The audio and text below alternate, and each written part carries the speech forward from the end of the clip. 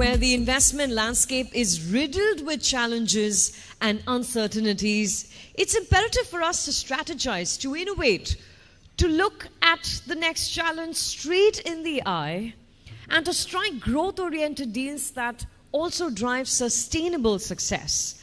Our next speaker is here to identify the headwinds facing the investment community and how to take them head on.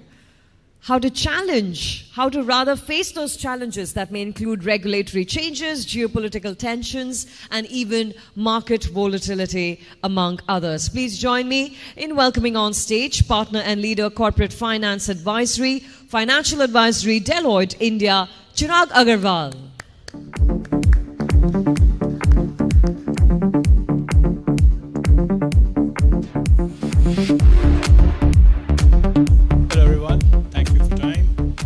So here I am to talk about the deal landscape in India, how it's evolving given the global headwinds.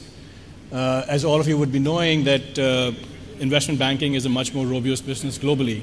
But I think in the last 2 years, we're seeing that a lot of headwinds globally, which is impacting the business. Geopolitical tensions around Russia, South China, Middle East, high inflationary environment leading to high interest rates, which massively impacts the acquisition financing market, which is sort of quite integral to the global buyout scenarios. Commodity market has been very volatile, which obviously sort of leads to shrinkage in global trade. The overall GDP has slowed down. So overall, globally, the things are very, very sort of slow. A couple of countries in Europe are in recession. US is coming out of their own sort of slowdown issues. China has their own issues. So I think amongst all this global doom, India is one bright spot. And I think the confidence level that we are seeing within the corporates, investors, is all-time high. We grew at like 8.4% GDP the last quarter. 3 years from now, we should be $5 trillion economy, the third largest in the world. And the best part is the digital economy. That's sort of becoming almost $1 trillion by 2030. In fact, I think now I'm hearing that we're soon having ambitions to grow to a $10 trillion economy, right? So from that perspective, the country is doing really well. I think thanks to all the economic reforms, the policy initiatives which the government took, it's sort of just converting into underlying growth for the country. I think one big sector, manufacturing, that is sort of seeing a lot of tailwinds, a lot of impetus by the government with the China Plus One, the PLI measures, a lot of deal activity is sort of expected on the manufacturing side. The contribution to their GDP can be sort of as high as 25 to 30% going forward. One thing I would like to add is that, we all feel that, we're doing really well, we're growing at a good speed, but I think the scope for future growth, future expansion is massive. Last week I was in Japan, and, one statistic which I learned, which was quite interesting, so that there are 1,400 Japanese companies in India. China is 15,000. So that is sort of a big difference where, we stand vis-a-vis China. And in fact, China is having their own issues right now. But if you see going forward, we have a lot of catch-up to play. So from that perspective, the good thing is that we are sort of a bright spot right now. People are very curious about India. So from that perspective, I personally see a lot of inbound activity happening in the country from markets like Japan, parts of Europe, and US. So where are we seeing sort of deal activity? I would say that a couple of pockets, and I think one of the most important pillars has been the private equity VC market. I think it has always been very active for the last decade or so, but I think the quality of private equity and VC is changing massively, and I think that augurs really well for our country. I think the pools of capital is available for each and every opportunity, whether it's growth capital, seed capital, which have obviously helped the startup ecosystem in India. The buyout funds were always there, the larger ones, who are focusing on larger opportunities. But I think one very interesting development which has happened in the country is a lot of Indian funds have sprung up which cater to the buyout scenario for the mid-cap market, which were not there earlier. And also sort of there are some of these Asian funds, which are looking at India from a buyout perspective. So I think that sort of opens up a really good opportunity set for the mid-cap universe, which was always very dependent on a strategic buyer set from an M&A activity perspective. So that, I think, has been a big development. And of course, from a sector perspective, traditionally from a private equity VC market perspective, you always were very keen on financial services, tech, healthcare, pharma, consumer as the key 4 sectors that they used to sort of focus on. But given the new initiatives by the government and the geopolitical macro tailwinds, manufacturing and infrastructure real estate are seeing a massive interest from the funds that we speak with. We foresee these sectors becoming very important, and a lot of activity happening in these sectors going forward. So obviously, private equity VC universe, they will become much more stronger as a client base, as a pool of capital, and you will just see a lot of transfer of ownership from promoters to institutional shareholders, leading to a lot of professionalization of management and overall improvement in governance standards. Again, a very strong factor for India's development going forward. In terms of key themes, like I said, 10 years back, you would see a lot of outbound-based acquisitions from India. I think these days, the conversations we are having with Indian promoters, everybody wants to look at only India. So domestic consolidation has become a big play, where you're seeing sort of the bigger boys, going for acquisitions in new technologies, agencies, scaling up their geographical play, scaling up their sector play. So I think consolidation is sort of becoming a big play. And the good thing is that the sellers are also not apprehensive of talking to a fellow Indian promoter or a fellow Indian house. Earlier there will be a lot of apprehensions of talking to a peer because of valuation considerations, leakage of information. But I think the market is sort of maturing. People are becoming a lot more sanguine, where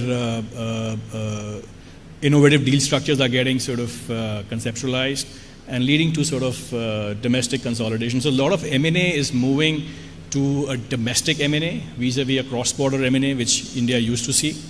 At the same time, the global interest is there. So strategics who are not present in India, they are quite intrigued about India. At the same time, people who are present in India, they want to scale up. And of course, within all this strategic universe is the private capital, because like I said, the new funds which have come up, so that sort of is actually sort of, putting a lot of peer pressure on the strategics. And that exactly is helping push the valuations up from a seller's perspective. So over and above basically the consolidation, it also sort of acts as a good optionality for the seller to sort of continue, with an upside going forward, not sell full stake, sell a majority stake, and continue with upside. And of course, the last important part is the IPO markets. The vibrancy of Indian capital markets is returning in a big way. That provides, and the good thing is that our capital markets have been sort of very self-sustaining in nature, not very dependent on the Western markets like they used to be. So from that perspective, and the vibrancy of IPO markets is very important because that helps us with providing meaningful exits to the investors who come in early in the companies. So there's a good churn of capital which keeps on happening, and that sort of keeps the M&A and the fundraise market also pretty vibrant.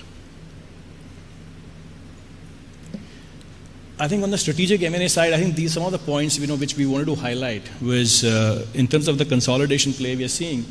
But I think one good data point is that the average deal size in the country is increasing.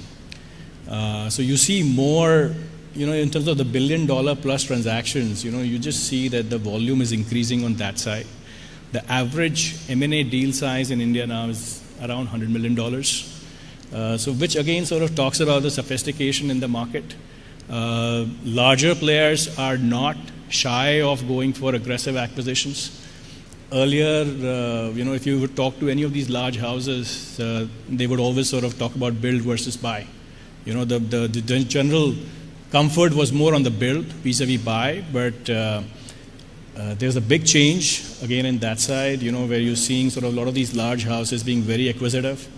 Some of the statistics mentioned over here, people like Reliance, they've actually done more than 40 transactions, and Reliance always used to be a very house of engineers, so more on the build side always. So I think this is a very, very important trend which is happening in the country, where the larger houses are very, very acquisitive, and they are being very thoughtful about the acquisitions. And they are sort of going in terms of new areas, new technology. And again, the good trend which is changing in the last 3 or 4 years, when tech was more restricted to consumer tech or fintech, I think a lot of focus now we are seeing on new emerging sectors, like space tech. AI, ML, of course, is one of the hottest buzzwords, health tech, sustainability, clean energy. And people are really hungry for good ideas, good technologies, good opportunities in these side, and we are seeing sort of good traction on that side. Given at Deloitte, we focus a lot on the mid-cap side of investment banking. And I think one of the important things is succession, where sort of we are seeing across sectors, promoters are now very, very open and very pragmatic about catering to the next generation, where sort of wherever the main guy is having a sense that, the next generation is not very keen on his business, or they might not be able to delve into the highly competitive market which India is becoming. They actually are taking very, very proactive steps. And we are in conversations with a lot of these kind of corporates across sectors where they are being very proactive while the businesses are doing well. They can fetch good valuations. So no longer it's a taboo word. We did see some activity on the large cap side on succession planning, but now this is sort of happening across the mid cap world, in tier 2, tier 3 towns where the people were not very comfortable talking about it. So that itself is sort of leading to a lot of M&A. The buyer market for this is again some of these large international strategics or the domestic strategics.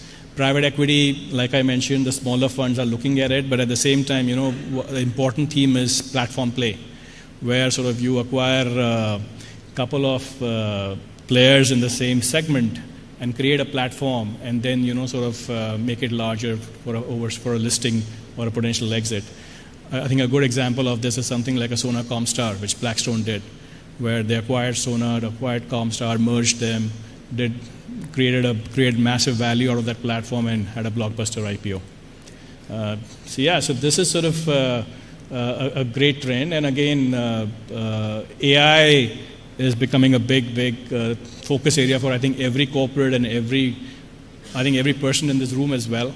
And tech companies, of course, in India they're already sort of doing good amount of work on the AI side, but at the same time, larger corporates are also very focused on it. I think in terms of the deep tech startup ecosystem, again, it's fascinating the kind of work which is happening in India. And this deep tech, I will include even things like space tech, defense, drones, clean, sustainability, apart from AI, ML. So, there are almost like 300 new startups which came in 2023, and the kind of capital that they're raising is mind-boggling and very impressive. So this was sort of a brief on, what we are seeing, given the time, and in terms of, how we at Deloitte, we can help out. One, we are a team of about 80 investment banking professionals with experience over 150 transactions, $50 billion in M&A and fundraise transactions. So we are sort of focusing on core sectors of healthcare, pharma, financial services, industrials, consumer, tech, infrastructure. So we sort of, we're doing a lot of good work around that. We are leveraging our global network, which I would say arguably we have the largest network globally with our member firms. So we have access not only to strategic investors globally, but also sort of the financial investors, which we cater to the requirements of our Indian clients, help them raise capital, both growth as well as buyout. And at the same time, I think the biggest point of Deloitte is the one-stop shop, the end-to-end M&A services which we provide. Apart from investment banking part, there's a one-stop shop where we can help out on the M&A tax side, diligence, valuations, and other parts of M&A journey, post-merger integration. So we are very excited. I think as a firm, we see a lot of opportunity on the M&A fundraise side, and happy to take any questions in the tea break. Thank you very much.